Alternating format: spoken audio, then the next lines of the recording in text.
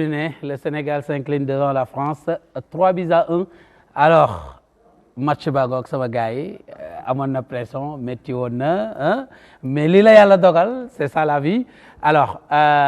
benn match la ñu perdre waaye perdre guñu dara on a perdu un combat mais pas la guerre donc dese nañu lu bëree bëri maintenant sama co-présentatrice moom boobu ba léegi waxut. non mais défaite dafa métti nag bi tey défaite moom très sincèrement dafa métti. mais est-ce que yaa ngi rappelé Coupe d'Afrique bi da nga doon jible di def lu ne. non mais c'est pas pareil nag très sincèrement premier mi-temps bi on était bien. on devait continuer comme ça deuxième mi-temps bi ñu jël ballon bi jox ko français yi. ça peut se comprendre non ñu jox français yi ballon bi de français yi jël ballon bi. déet ñun moom toog nañ di leen seetaan en plus suñu entraîneur bi bon c'est compliqué.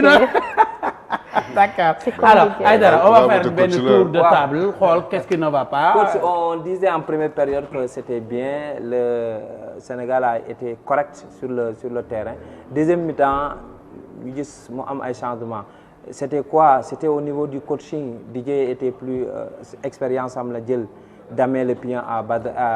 Pape Thiaw ou bien c'était la naïveté de Pape Thiaw moo ñu yóbbee li. waaw je pense que il faut dire que France ñoo gën a réactif ci mi-temps bi. c'est-à-dire en deuxième période ñoom bi ñu ñëwee da ngay xam ni ils n'ont pas changé de joueur hein les joueurs sont restés les mêmes. Effectivement. mais dañu changé organisation ak animation. loolu moo sonal Sénégal. France déjà en deuxième période ils ont eu 8 tirs cadrés 8 alors qu'en première période c'était 0 tir cadré. Deuxième période ils ont eu 8 tirs cadrés. Effectivement. Donc dugal 3 buts donc pour dire que au total ils ont eu def je pense 11 tirs ci biir match bi. ci biir match bi effectivement. donc tey jii dañu changer aussi dañu wax changer de fusil d'épaule parce que tant en première période dañu doon bëgg a jaar ci côté yi ak Olysée ak Doué ci kaw ci deuxième mi-temps bi soo dee xool bal yi ñu dugal yëpp bal bi ci axe bi la jaar. Les 3 buts c'est dans l'axe même avant ñuy dugal but sax am na 2 fois yoo xamante ni soo dee xool. suñu góol bi Mendy sauvé nañu ci ay passes yoo xamante ni c'est dans ci interligne bi quoi ils ont fait beaucoup de passes qui cassent des lignes soo dee xool passu kii bi surtout passu Rabiot bi kii di dugal Barcola boobu moom c'est une merveille de passe ci diagonale bi qui a cassé 2 lignes amul intervention foofu donc à un moment donné on sentait que notre défense était fatiguée surtout dans l'axe après Gana Gueye aussi parce que je me disais que trio boobu Gana Koulibaly Niakhaté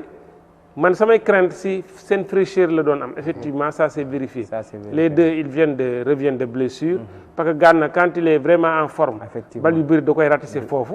Après aussi le fait que Olysée xam nga dafa jógee si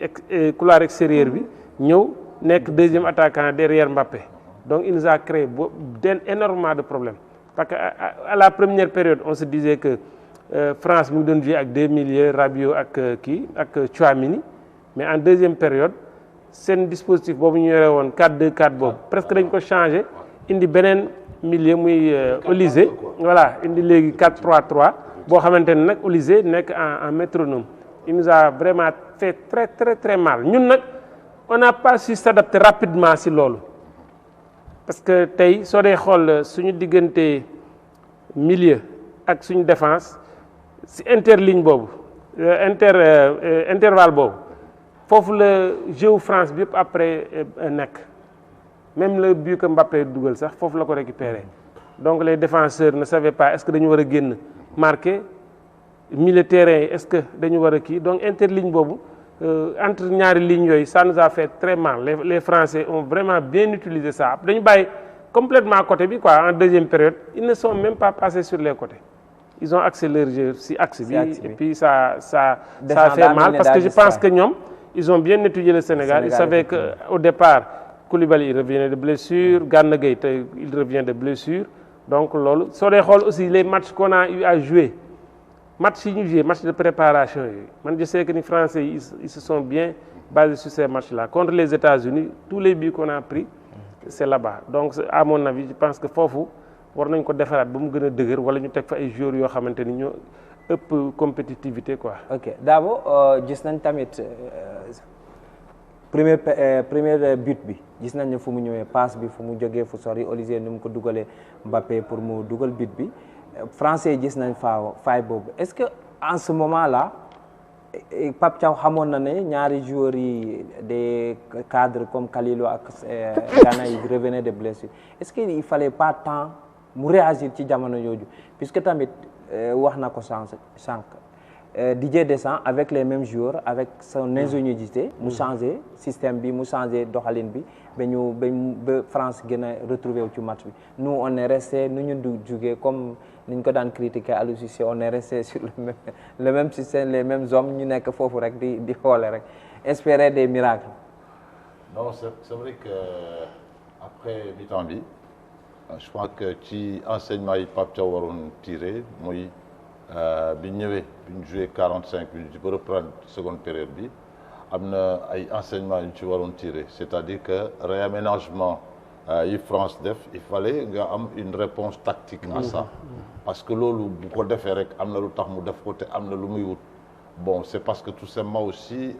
dañ ko empêcher mu jouer maintenant dafay am aisance boo xamante ne ça lui permet de jouer et de te faire très mal et comme ni ko coach waxee ils sont pas allés chercher loin ci axe bi lañ des quoi ci axe bi lañ des ils ont fait ce qu'ils ont à faire là-bas en repositionnant au lycée un tout petit peu le mettre un peu derrière ne pas le mettre dans le lot comme ça lui permet avec des appels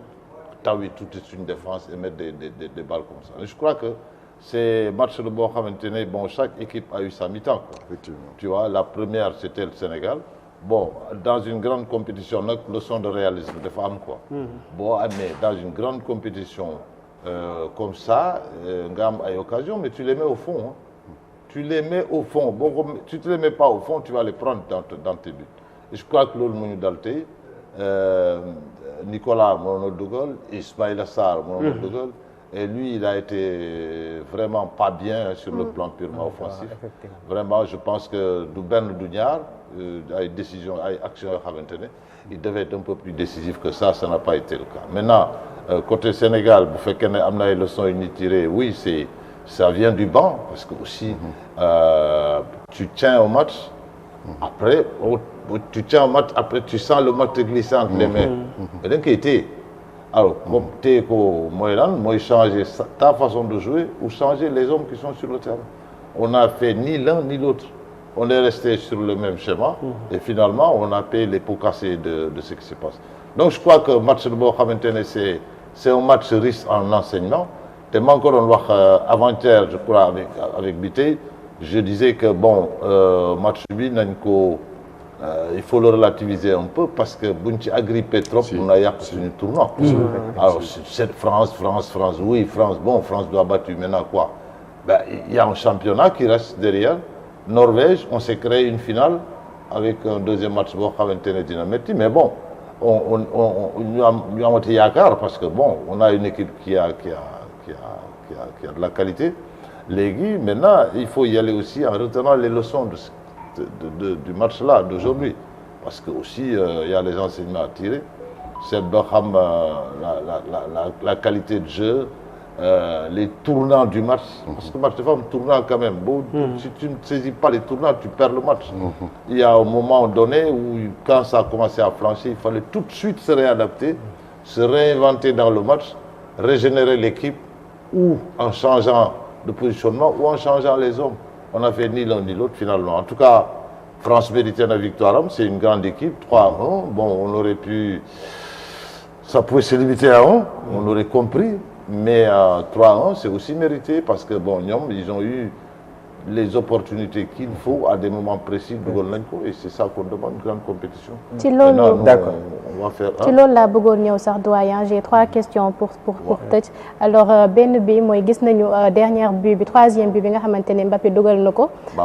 Habib Diarra il était juste derrière est-ce que waru ko woon retenir même bu fekkente ne mënoon na ci am benn carton jaune mais au moins mu retenir ko ba but boobu du dugg. Deuxième bi également est-ce qu'il n'est pas temps ñu bàyyi Ibrahima Mbaye mu titulaire parce que avant ñu dem premier mi-temps maa ngi la ko doon laajte parce que quoi qu'on puisse dire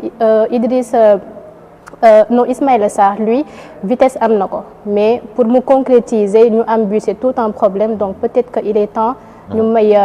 Mbaye chance am mu dugg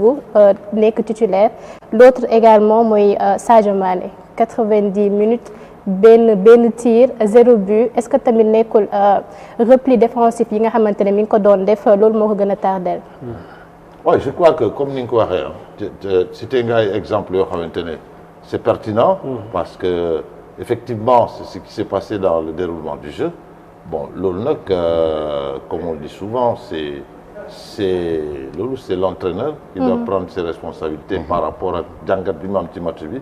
par rapport ak rendement bu ku ci nekk am par rapport ak erreur bu ku ci nekk def c'est un peu son rôle par rapport à ça mais ñun par exemple en dehors de ça on se dit bon aujourd'hui boo xoolee match bi tu te dis ben Ibrahima Mbaye pourquoi il n'est pas venu plus tôt que ça pourquoi on n'a pas essayé de muscler un peu plus de régénérer un peu plus notre entrejeu. Il a ses hommes entre ses mains, bon, qui connaît la forme de chacun. Donc, mais ce qu'on constate, nous, et qu'on doit dire de façon très franche, c'est que les remplacements ont été tardifs. Il les a fait au moment où on était dépassé par le match. Parce que il y a des moments dans un match, le Vayama séquence yoo xamante ne boo ko xasee ba endurer 1, 2, 3 fois, mais après tu es dépassé par le match, tu peux plus rattraper le match. yow ci banc bi mënoo ko rattraper à plus forte raison ñu nekk ci terrain. Donc je crois qu'il y a aussi une responsabilité de l'entraîneur sur ce match. Ce match, hein, je dis bien ce match parce que le tournoi n'est toujours pas fini. Mais de fait aussi dafa am lu muy jëriñ nga am ci ay jàngat yoo xamante ne ça te permet de rectifier. Je crois qu'il va le faire. waaw man yaakaar naa ni yooyu mu wax nii c'est vraiment pertinent. loolu nag jàngatu entraîneur bi la ak staff bi ak tout le monde parce que Ibrahima Mbaye je pense que son entrée depuis toujours depuis toujours il fait de bonnes entrées. C'est le super sub. Tout à fait. waaw super sub mais actuellement nag dafa war a jot. soit muy dugg très tôt wala ñu mun ko titulariser. Parce que je pense que il a l'étoffe vraiment pour ça. Et c'est lui d'abord d'ailleurs qui a marqué le but. C'est action individuelle hein, c'était pas facile cette action. Il doit rien à personne. waaw il doit rien à personne. Rien. beneen bi li nga wax ci repli défensif Sadio Mané. xam nga benn action rek moo koy firnde. mooy tacle bi ñuy wax penalty la ak du penalty. boobu ñëw na ba si presque ligne de but bi pour tacler ji Mbappé. Donc par rapport ak âge am par rapport ak tout c'est bien c'est généreux mais kuy def loolu durant tout un match à son âge après sur le plan offensif da ngay manquer de lucidité donc là aussi mais loolu daan na ko def mais dañ daan bàyyi El Hadji Malick muy utiliser couloir bi waaw moom muy fatt milieu bi su ko defee dina mën a def repli bi dina mën a noppalu mais cette fois-ci dafa mel ni El Hadji Malick dañ ko téye sur place nangoo ñu mu def parce que boobu tamit à un moment donné français yi dañu utiliser trop couloir boobu pour jaar fa Il y avait Olysée. waaw ñoom seen match bi yëpp côté boobu vraiment même en deuxième période moom da ngay gis ni ils ont pris vraiment l'option offensive de passer sur ce côté-là Olysée bien que duggoon na sax ci biir tuuti mais Doué da doon nekk foofu ñuy combiner Mbappé soo xoolee appel yi mu doon def yëpp appel tranchant yi mu doon def yëpp da koy def ci demi espace boobu quoi donc c'est loolu moo tax xam naa sûrement peut-être su doon Gana Gueye wala Pape Gueye mu ngi woon foofu à un moment donné ñu ngi doon def seen rôle parce que soo amee double pivot mooy ñaari milieu défensif mais c'est pour que ñooñu aussi di def prise à deux boobu mais pas tout le temps que excentré bi di wàcc ba foofu di def prise à deux benn milieu gauche bi par exemple moo waroon di ñëw di def loolu bi Pape Gueye avancé tamit donc Gana Gueye à un moment donné waroon na ñëw di def loolu peut-être là on a manqué aussi de fraîcheur pour mun ko def d'accord Tra les renseignements à tirer ci match bi gis nañ changement yi ñu ngi ko doon wax selon vous dañoo tardé changement yi tamit est-ce que également les hommes choisis